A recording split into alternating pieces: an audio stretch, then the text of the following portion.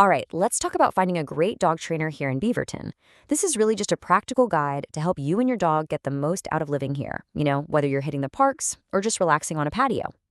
So, here's what we're going to cover. We'll start with figuring out your goals, look at different training styles, how to vet a trainer, what it costs, and finally, where you can practice those new skills around town. Pretty straightforward. Okay, let's get into our first section. What are your goals? This is all about tailoring the training to your actual life here in Beaverton.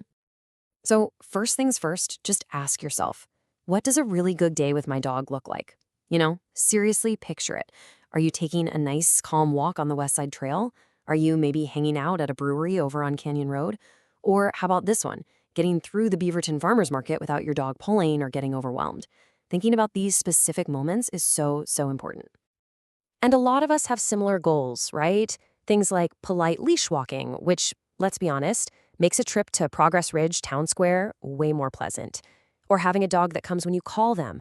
That's not just a nice to have, that's a huge safety skill. All of these things, calm greetings, settling down in public, they're really just the building blocks for a less stressful, more enjoyable life together. Okay, moving on to section 2, training styles and formats. Now that you have your goals in mind, let's look at the options you're probably going to see out there. So, the method you're going to hear about most often, and for good reason, is positive reinforcement.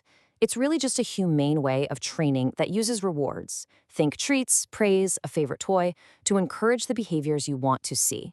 It's super effective, it's safe, and it helps you and your dog work together like a team, which is what it's all about.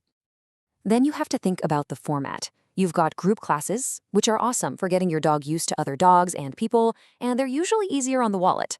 On the other hand, there's in-home training. This is perfect for those issues that happen at home. The doorbell ringing and your dog going wild or jumping on people as they walk in. The trainer works with you right there in that environment. And there are other options too. You might see private lessons or day training where your dog works with a pro while you're at work. There's also board and train, which is a much more intensive live-in kind of program. It really just comes down to your schedule, your budget, and what your dog needs. All right, section 3. This is a big one. Vetting a professional trainer. How do you actually sift through all the options and find someone who's qualified and who you can really trust? It helps to have a simple process. First, check their credentials. Then, ask some key questions. And finally, see if you can get a consultation. This isn't just about looking at a pretty website. It's about finding the right match for you and your dog's personality and needs. Now, here's something you should know. Oregon doesn't actually require trainers to be licensed. That's why looking for certifications like these is so helpful. They're not just a bunch of letters. They show that a trainer is committed to their education and to using humane, modern methods.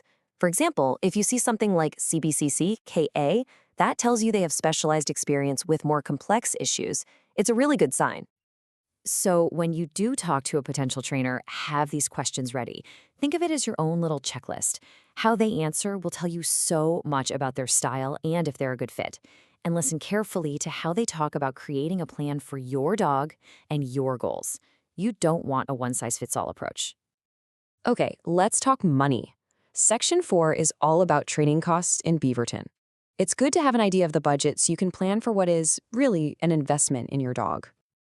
Just to give you a ballpark idea, you can expect a single one-on-one private lesson to run somewhere between $120 and $200. This would usually be for about an hour or 90 minutes. And here you can see a breakdown of the typical costs for different kinds of packages in the area. You'll notice that group classes, like for puppies or basic obedience, are generally the most affordable way to start. Then you move up to in-home packages, and at the high end, you have board and train programs. That's a much bigger financial commitment for sure, and it's usually for dogs that need more intensive work. All right, our last section, practice and local rules. Because the training class is just the beginning, right? The real magic happens when you take those skills out into the real world. And to do that, you gotta know the local rules of the road.